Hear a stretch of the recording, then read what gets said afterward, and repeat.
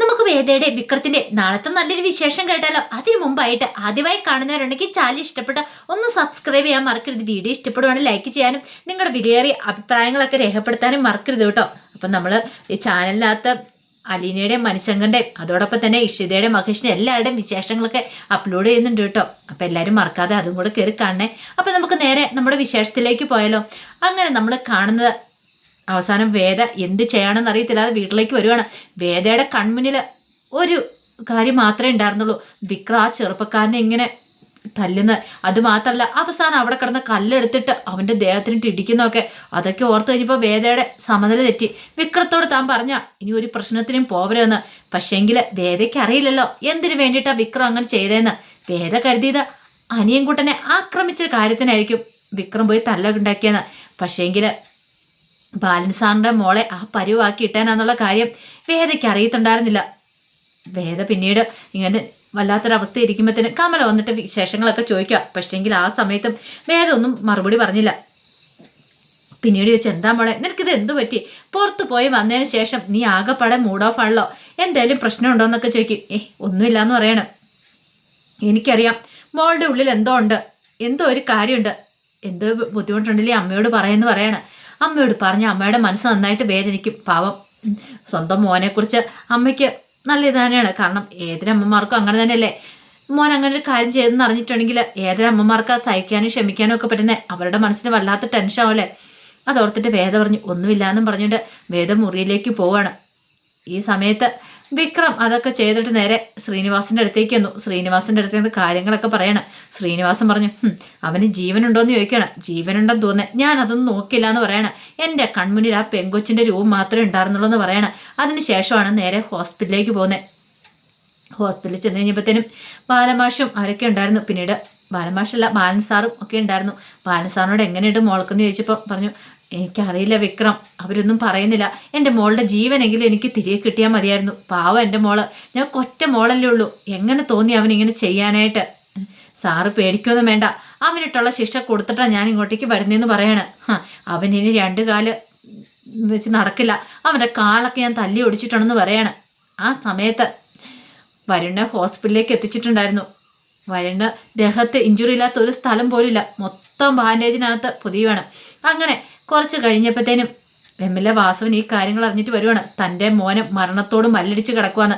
വന്നു കഴിഞ്ഞപ്പോൾ നേരെ ഐസിയുലേക്ക് കയറി ചെല്ലുവാണ്. ചെന്ന് കഴിഞ്ഞപ്പോഴത്തേനും ആ കോലം കണ്ടു കഴിഞ്ഞപ്പോഴത്തേനും സഹിച്ചില്ല. കാരണം മോനെ ഇങ്ങനെ അഴിച്ചു വിട്ടേക്കുമല്ലായിരുന്നോ?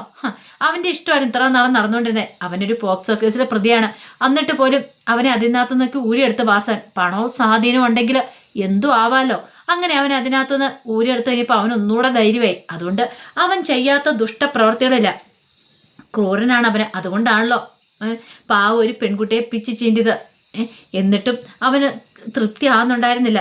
ഈ സമയത്ത് വാസവന് ആ കാഴ്ച കണ്ടപ്പോൾ വാസവന് സഹിച്ചില്ല. തൻ്റെ മോൻ അങ്ങനെ കിടക്കുന്ന അടുപ്പം എന്നാൽ ബാക്കിയുള്ളവരുടെ മക്കളും ഇങ്ങനെയാണ്. തൻ്റെ മോൻ അവരെ നശിപ്പിക്കുമ്പോൾ ആ അച്ഛനമ്മമാർക്കുണ്ടാകുന്ന വേദന എന്താണെന്ന് അയാൾ ചിന്തിച്ചില്ല. അയാളുടെ മനസ്സിൽ അയാളുടെ മോനെക്കുറിച്ചുള്ള ചിന്തകൾ മാത്രമായിരുന്നു. പിന്നീട് പുറത്തിറങ്ങി കഴിഞ്ഞപ്പോഴത്തേനും ബാക്കി പോലീസുകാരും കാര്യങ്ങളൊക്കെ അവരാണ് SI ഒക്കെ വരുന്നുണ്ട്. വന്നു കഴിച്ചപ്പോഴത്തേനും വാസവൻ പറഞ്ഞു, ഒരു കാര്യം ഞാൻ പറഞ്ഞേക്കാം, എൻ്റെ മോനെ ഈ പരുവാക്കിയിട്ട് ആരാന്ന് എനിക്കിതേ 1/2 മണിക്കൂറിനുള്ളിൽ വിവരങ്ങൾ കിട്ടണം. സർവ്വ ഡീറ്റെയിൽസും അവൻ്റെ കിട്ടണം. എവിടെയാണ്, എന്താ, ഏതാ, അവൻ്റെ വീടെന്താണ്, വീട്ടിൽ ആരൊക്കെ ഉണ്ട് എന്നറിയണം. എൻ്റെ മോന് ഇനി എന്ത് സംഭവിച്ചു പോയിട്ടുണ്ടെങ്കിൽ ഒരുത്തനും ജീവനോടെ കാണില്ല. അവൻ്റെ വീട് സഹിതം ഞാൻ ഇടിച്ച് നിരപ്പാക്കുമെന്ന് പറയണം.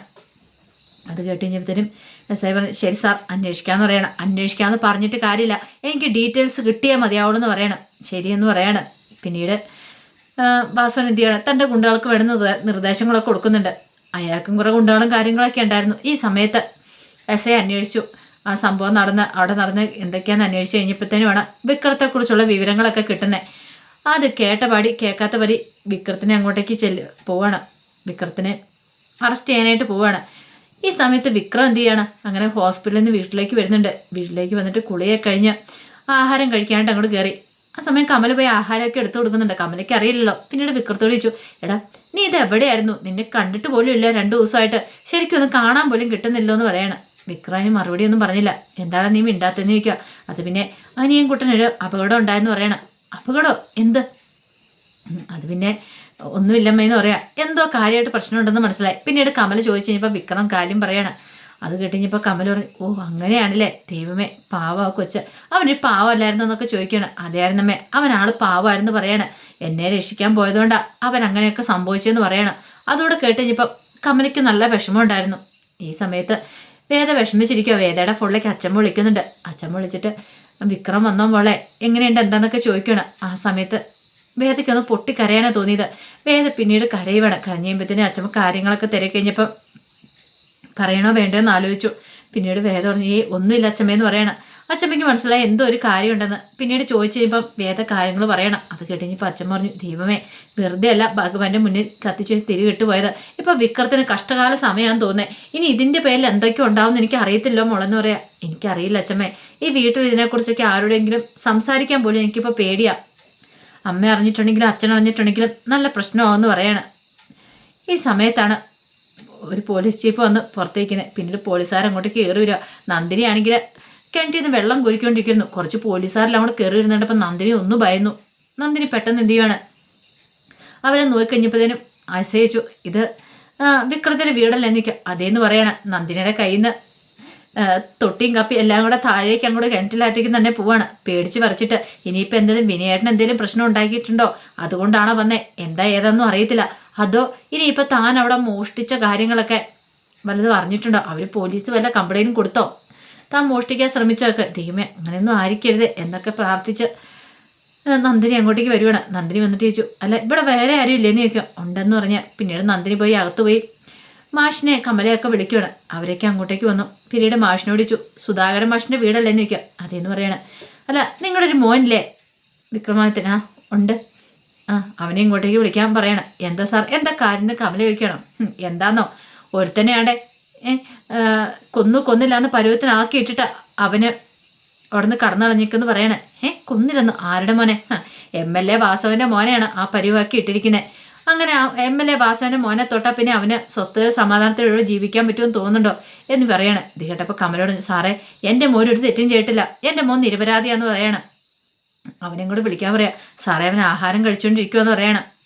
ഇത് കേട്ട് കഴിഞ്ഞപ്പോഴത്തേനും മാഷിച്ചു, അല്ല അവൻ അങ്ങനെ ആരെങ്കിലും ഉപദ്രവിക്കുന്ന നിങ്ങൾ ആരെങ്കിലും കണ്ടിട്ടുണ്ടോ, അതിനായ സാക്ഷിയും കാര്യങ്ങളൊക്കെ ഉണ്ടോയെന്ന് ചോദിക്കും. ഇത് കേട്ട് കഴിഞ്ഞപ്പോഴത്തേനും സാറിഞ്ഞ് സാക്ഷികളും കാര്യങ്ങളൊന്നും ഇല്ലയെന്ന് പറയണം. അപ്പോഴേക്കുമാണ് അങ്ങോട്ടേക്ക് വിക്രം വരുന്നത്. വിക്രം വന്നിട്ട് എന്താ സാറെന്ന് ചോദിക്കണം. അതെ നീ പോലീസ് സ്റ്റേഷൻ വരെ വരണമെന്ന് പറയാം. എന്തിനാ സാറേ? അതെ നിനക്കെതിരെ ഒരു കംപ്ലൈൻ്റ് ഉണ്ട്, നീ ആ വാസവൻ്റെ MLA വാസവൻ സാറിൻ്റെ മോനെ കൊല്ലാൻ ശ്രമിച്ചില്ലെന്ന് ചോദിക്കും. ഞാൻ കൊല്ലാൻ ശ്രമിച്ചെന്ന് എന്തെങ്കിലും തെളിവുണ്ടോ എന്ന് ചോദിക്കണം. തെളിവ് അല്ല എന്തെങ്കിലും സാക്ഷികളുണ്ടോ, ആരെങ്കിലും സാക്ഷി പറഞ്ഞിട്ടുണ്ടോ എന്ന് ചോദിക്കാം. വിക്രത്തിനെതിരെ എല്ലാവർക്കും സാക്ഷി പറയാനൊരു മടിയാണ്. ഉണ്ടോ എന്ന് ചോദിക്കണം. അത് കേട്ട് കഴിഞ്ഞപ്പോഴത്തേനും ഇല്ലയെന്ന് പറയാം. പിന്നെ സാർ എന്തിൻ്റെ പേരില്ല എന്നെ കൊണ്ടുപോകുന്നേ? കാര്യം പറഞ്ഞിട്ട് സാറിനെ കൂടെ കൊണ്ടുപോയാൽ മതി എന്ന് പറയാണ്.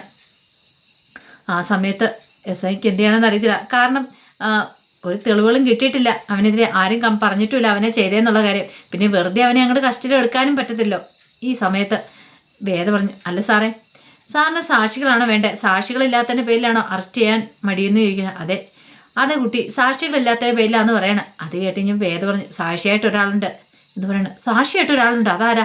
ഈ ഞാനാന്ന് പറയാണ്. ഇത് കേട്ട് കഴിഞ്ഞപ്പോഴത്തേനും മാഷും കമലെല്ലാം പരസ്പരം നോക്കണം. ഞാൻ സാക്ഷി പറയാം, ഏത് കോടതിയിൽ എവിടെയാണെങ്കിലും ഞാൻ പറയാം സാക്ഷി, ഞാൻ കണ്ട കാര്യങ്ങളെല്ലാം പറയുമെന്ന് പറയണം. ഇത് കേട്ടോ കമൽ പറഞ്ഞു, മോളെ നീ എന്തായി പറയണമെന്ന് നിൽക്കും. അതേമേ ഇനി ഇതിങ്ങനെ വെറുതെ വിട്ടിട്ട് കാര്യമില്ല, ഞാൻ കണ്ട കാര്യങ്ങൾ എനിക്ക് പറയാതിരിക്കാൻ പറ്റില്ല. അതിപ്പോൾ എവിടെയാണെങ്കിലും എത്ര വലിയ കൊല കൊമ്പനാണെങ്കിലും ഭർത്താവാണെങ്കിലും അച്ഛനാണെങ്കിലും ഞാൻ പറഞ്ഞിരിക്കുമെന്ന് പറയണം. വിക്രത്തിന് എന്ത് ചെയ്യണമെന്ന് നടത്തില്ല. വിക്രം ഇങ്ങനെ വേദയെ നോക്കണം. പക്ഷെ വേദയിൽ തെല്ലും പതർച്ചയില്ലായിരുന്നു. അപ്പോൾ വേദയുടെ വിചാരം വിക്രത്തിന് ഇനി രക്ഷിക്കാൻ വേണ്ടി ഇതൊരു മാർഗമുള്ളതാണ്. കാരണം ഇല്ലെങ്കിൽ വിക്രം ഇനി ഇങ്ങനെ ചതിക്കുഴിയിലേക്ക് പോയി പെടത്തുള്ളൂ. വിക്രത്തിനെതിരെ ആരും ഒരു കംപ്ലൈൻറ്റും പറയത്തില്ല.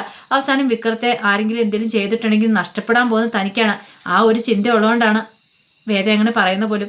വിക്രത്തെ ഇനി ഇങ്ങനെ ആ പിടിയിലേക്ക് വിട്ടുകൊടുത്തുകൂടാ. ഇനിയും ഗുണ്ടാപ്പണിയായിട്ട് നടക്കും. അല്ലെങ്കിൽ വിക്രം ആരെയും പേടിക്കാല്ലാതെ വന്നിട്ടുണ്ടെങ്കിൽ വിക്രം വീണ്ടും കൊണ്ടുപോയാൽ ആരെങ്കിലും ഒരിക്കലും പണി കൊടുക്കുകയും ചെയ്യും. അതൊക്കെ വേദയ്ക്ക് അറിയാവുന്നതുകൊണ്ടാണ് വേദ അങ്ങനെ പറയണേ. പക്ഷെ ഇതെല്ലാം കേട്ട് കഴിഞ്ഞിട്ട് മാഷും വിക്രമൊക്കെ ഞെട്ടിത്തരിച്ചിരിക്കൂടെ, എന്ത് ചെയ്യണമെന്നറിയില്ലാതെ. അപ്പോൾ അതിൻ്റെ വിശേഷങ്ങളൊക്കെയാണ് കണ്ടത്. ഇതിൻ്റെ ബാക്കി വിശേഷങ്ങളുമായിട്ട് വൈകുന്നേരത്തെ പ്രമോയി വരാട്ടോ. ഒരിക്കൽ കൂടി എല്ലാവർക്കും ശുഭരാത്രി നേർന്നോട് നിർത്തുന്നു. നന്ദി.